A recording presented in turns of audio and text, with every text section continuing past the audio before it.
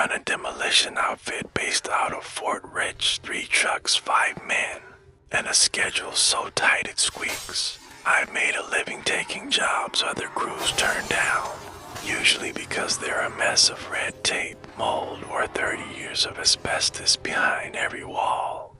Doesn't matter to me. You pay me, I'll knock it down fast.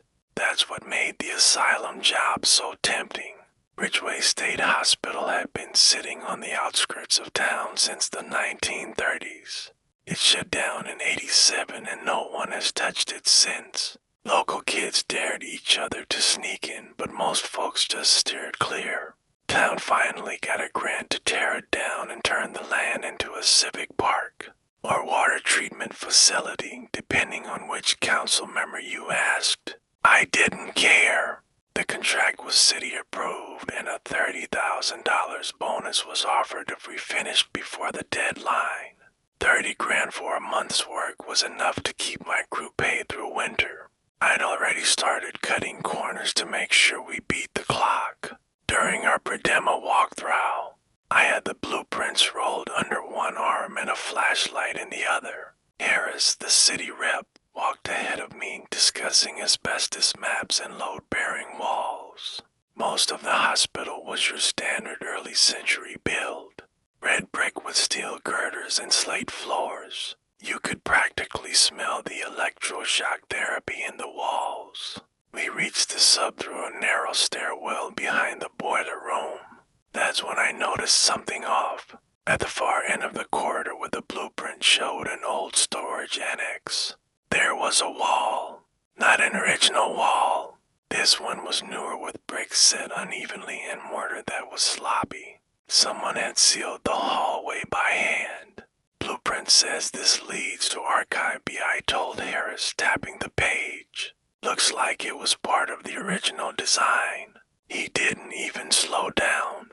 Yeah, that area got sealed back in the early 2000s. No entry records, no inspection forms. City says we're not touching it. Why, I asked. If it's part of the structure, we're supposed to clear it. He shook his head. That's the issue. It's not listed on the active plans. Legally, it's unacknowledged. If we file to unseal it, that opens a chain of delays. Environmental inspections, historical society review, maybe even a zoning appeal. I frowned. How long are we talking? 4 to 6 weeks minimum. Whole project freezes until it's cleared. Your bonus goes up in smoke. We stood there for a moment, both of us looking at the bricked wall. The mortar looked old but brittle. Someone had done it quickly. No signage, no permit tags, just a narrow hallway someone wanted gone. Mark it inaccessible and move on, Harris said, scribbling something on his clipboard. The city is covering its ass. So should you. I nodded and we kept walking, but I didn't stop thinking about that wall. If my crew found it while gutting the substructure, they'd start asking questions. That meant someone would call it in and the whole damn timeline could collapse. I wasn't about to lose my payday over one sealed room that some bureaucrat had forgotten. To add to the plans, I figured I'd handle it quietly. Night after the crew clocked out, there was something worth seeing behind that wall. I'd see it myself. No reports, no delays. And if it turned out to be nothing, even better. We started demolition from the top down. Roof sheeting, tiles, plasterboard, and load-bearing elements. Anything that wasn't stone got stripped and dumped within the first few days. The upper floors were gutted clean. My crew worked fast. We always did. But something about Ridgeway State Hospital slowed them piece by piece. At first, it was small things. Tools left in one room ended up in another. Power flickered even with our generators running steadily. One of the guys swore his ladder had shifted on its own while he was on it. I chalked it up to nerves and caffeine.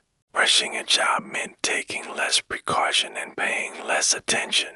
The trick is to have just enough to not have accidents. Then came the sounds. Footsteps banging always in the halls we'd already cleared. details that didn't match our movements. One afternoon, Carl radioed me from East Wing saying he heard someone whispering through a vent. Swore he could hear his name. I checked it out.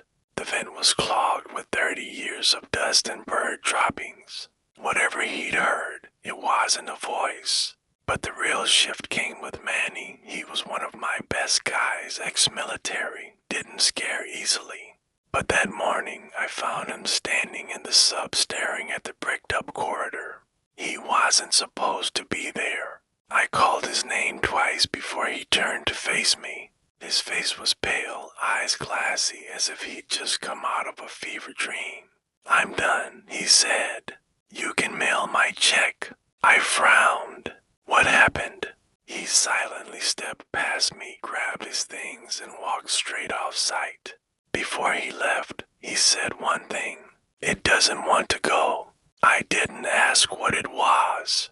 I should have, but we were already behind schedule, and I couldn't afford to lose another day. I covered Manny's hours myself, hoping he'd come to his senses and return to work. All trash logged loads, didn't sleep more than 4 hours a night. And still, the sealed quarters sat there in my head like a rotten tooth. I started dreaming about it. Always the same thing. One long room, rows of chairs facing a whitewashed wall. No windows, no doors. Just me standing at the back, watching them. An empty chair, but it wasn't really empty. I could feel something waiting on it just behind the veil. 3 days later, a new city rep showed up. Young guy, sharp haircut, shoes to clean for the site. How's progress? He asked, flipping through my reports. Smooth, I lied. Right on target, he nodded. Made a few notes. Didn't ask about the bricked corridor. Probably didn't even know it was there. I kept it that way. Crew clocked out around 6 o'clock. I stayed behind, made up a story about reviewing reports. The truth was, I didn't want anyone around when I opened the corridor. Too many eyes meant too many questions, and I already had a good rhythm with the city rep. If I could just clear the space and log it, I could list it as it was in the blueprints. Box checked, no delays. I wheeled the concrete saw down into the subbase, every step echoing off the stone walls. Temperature dropped the deeper I went. Humidity hung in the air, thick and musty. The corridor stood waiting at the end of the service hallway, its cinder block seal untouched since the day I first noticed it. I marked the wall with chalk, fitted my respirator, and started cutting. It took longer than I expected.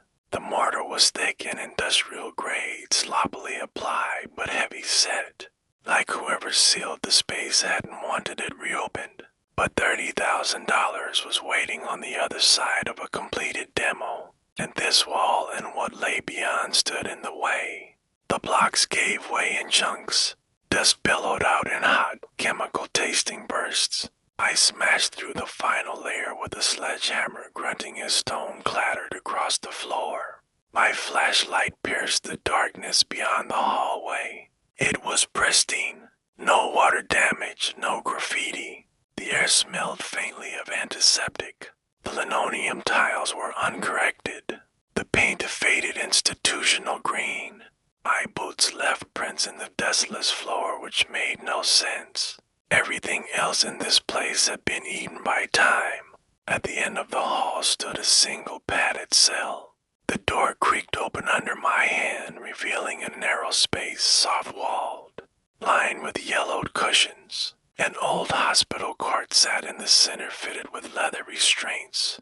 The mattress was thin, sunken in the middle.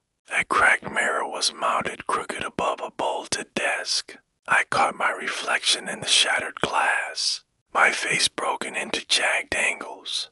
On the floor beneath a cut, a circle had been carved into the tiles. Cuts were deep and deliberate, each line etched with something sharp. Nails, maybe. The etching was unfamiliar, but felt wrong, off balance, like it pulled at something in the back of my mind I didn't know I had. When I walked around, I could feel myself lean toward it like it had its own gravity. Vertigo feeling that always gravitated toward the strange markings. A rusted metal chair stood beside the bed. The patient log book rested on the seat, its leather cover warped with age. I opened it with cautious fingers. The entries were brief and clinical, typed on a mechanical typewriter.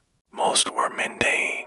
Dietary notes, behavior logs, sedation levels, but the last page stopped me cold. It was handwritten. Do not remove her. Do not observe her. Do not allow her name to be spoken aloud. I flipped back. Earlier entries had referred to her only as the subject, but in the margins of the logbook's back cover,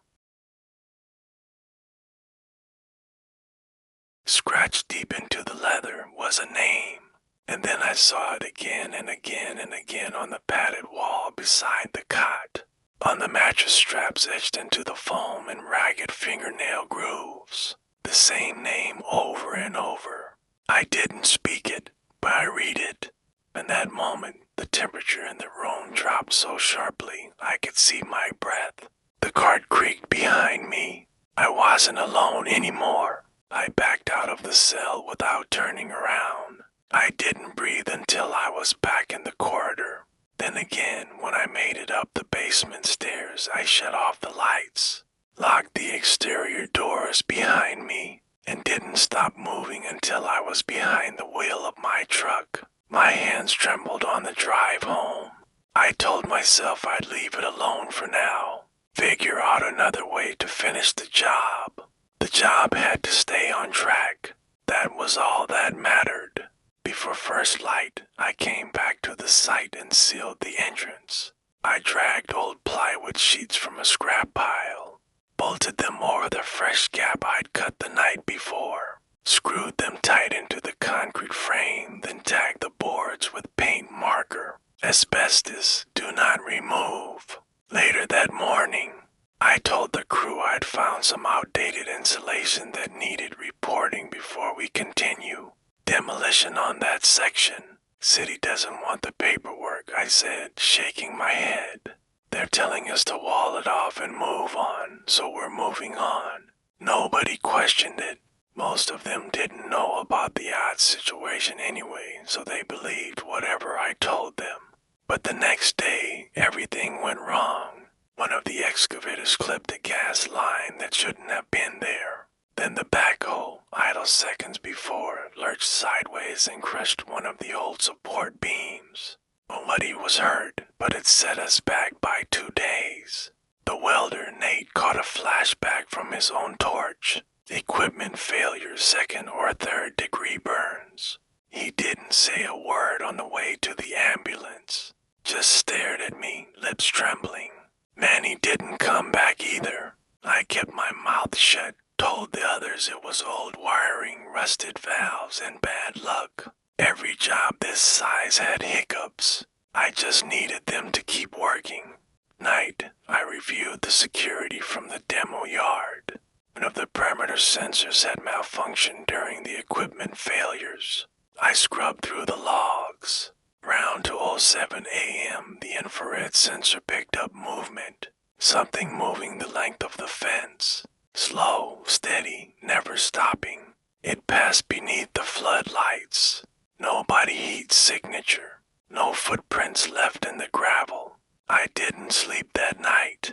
At home, I heard the name, the one scratched into the mattress, the walls, the log cover, whispered through heating vents. The voice wasn't mine, wasn't male, wasn't human. The 5th accident ended.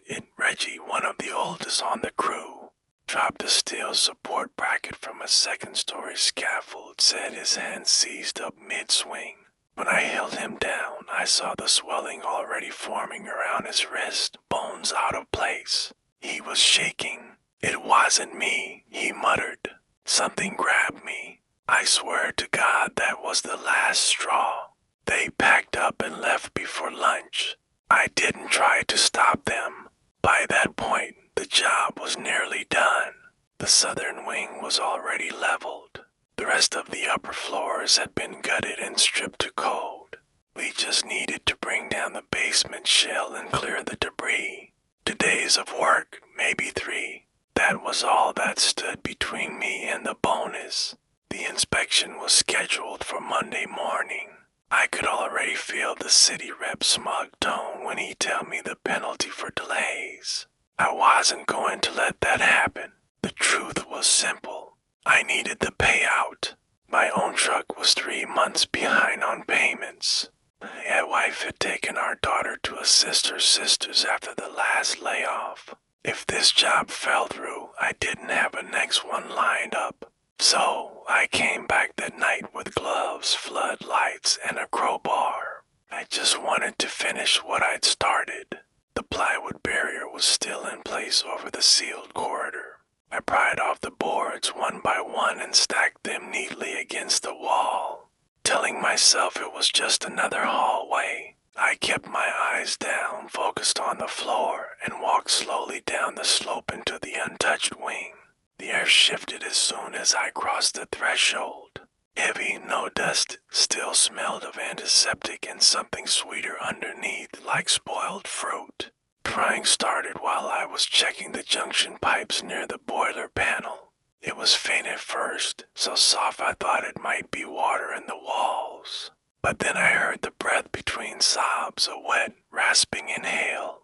Woman's voice, broken and rhythmic, repeating something I couldn't quite understand. A lullaby with no tune. I followed it. Each door I passed was open just a crack. I kept glancing in, expecting to find someone inside, but every room was empty. Old beds, restraints on the wall hooks, and cabinets bolted shut. Then I reached the padded room. The crying stopped. I froze in the center of the corridor, surrounded by doors that had quietly clicked shut behind me. Padded room was just ahead. I tilted toward it, careful not to make a sound. It looked the same as before, empty, cut untouched, restraints neatly folded, no visible change. But something in the air had thickened. It pressed against my skin in a way that made my pulse skip a beat. I stepped inside. The mirror was cracked again. A fresh line through the glass, spider webbing out from the center. Beneath it, the old circle scratched into the floor seemed more faded than I recalled, like someone had been working at it. But there was no one here. Bloody, no footprints in the dustless room, no source of the crying. Still, I could feel her. Not see, not hear, but feel. The room wasn't empty anymore. Something stood just beyond my focus, behind the veil of what my eyes could comprehend. I backed out of the doorway one step at a time. Didn't turn around, didn't speak. The crying didn't return, but the silence was worse. I scoped out what needed to be done for demolition. But as I left, the hallway was different, longer, narrower. The angles had warped somehow. Every step felt wrong, like the building had shifted when no one was looking.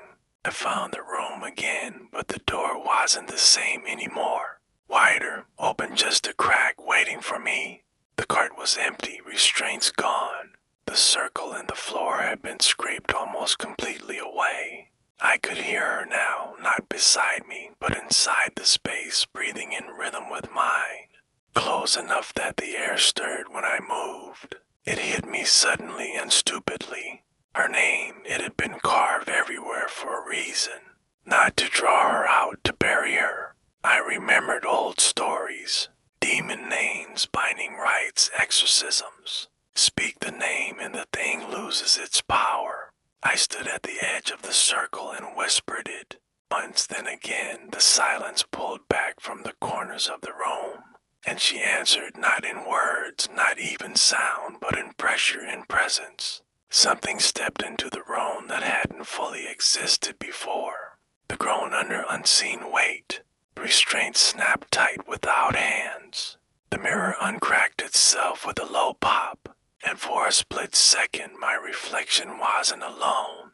A second face stood behind mine, pale, incomplete. I stumbled back, gasping. The silence didn't return, not fully. The room didn't breathe the same way it had before. A slow pressure thickened in my ears, then in my chest until I couldn't tell if I was inhaling or if something was pushing against my lungs from the inside. A faint creak echoed behind me. I turned, heart hammering, but the doorway was empty, still cracked open, still letting in the same cold hallway air. But something was in the room now. Not invisible, not visible either, just present, as though I'd stepped onto a stage where someone else had been waiting for the cue, and now I'd spoken it. The cup pulled tight against its bolts. The mattress sank in the middle, pinched down by nothing I could see. In the mirror, I saw the shape again, clearer this time. Not fully formed, but tall, hollow-eyed, and standing so close behind me. Could feel heat on the back of my neck. My own face was still, but hers were moving, lips forming syllables I couldn't hear, mouthing the same name I just said. I backed out slowly, holding my breath. The air around the circle felt different now, less like a warning, more like a crack in concrete that had just spread wide open. I thought I'd been clever. I thought knowing her name gave me power. But as I stepped out into the hallway and the door clicked softly shut behind me, I realized it had never been about power. It was about permission. I woke on a stretcher, strapped in, sunlight bleeding through the clouds overhead. The sky was too bright. Voices moved around me in snippets, dull and distant, warped as if underwater. Must have missed his last checkout scan. Dehydrated, maybe concussed. An imp leaned closer and said, "You're lucky someone noticed if you'd stayed in there much longer." I blinked, my throat dry. I asked how long I'd been inside. She frowned. 3 days. That didn't make sense. I told her it had only been an hour, maybe 2. She looked at the other medic and didn't answer. Later in the ambulance, someone explained they found the sub-corridor sealed shut. The supports must have shifted behind me. No one had even known I was there until the city rep saw the site empty and checked the logs, and saw I hadn't checked out. We tried to jackhammer through the wall. The whole damn passage had folded in on itself. Freak structural failure. I didn't argue. I didn't have the energy. They kept me overnight for observation. No injuries aside from a shallow scrape on my wrist. I didn't remember getting it. The next morning, I was released. I turned my phone on in the parking lot. 27 missed calls. A new voicemail was left from the city rep saying not to worry about the bonus, that they'd extend the project deadline, that I should take some time off and new crew would finish the remaining Tyrone at their expense as compensation. Went home and slept for nearly 2 days, dreamless, empty sleep. Then I got the update email. Cleanup successful. Site declared safe. No structural hazards or environmental concerns. Photos of the cleared corridor and cell attached. I clicked through the images. The hallway was pictured there, long and cracked with the ceiling slouching from age. Padded cell hadn't changed. Caught in the corner, cracked mirror restraints still bolted to the frame. Leather dried and curling at the edges. No name marked on any of the objects anymore. The circle of markings was almost entirely erased from the floor. One had tried to make sense of it, and yet nothing happened.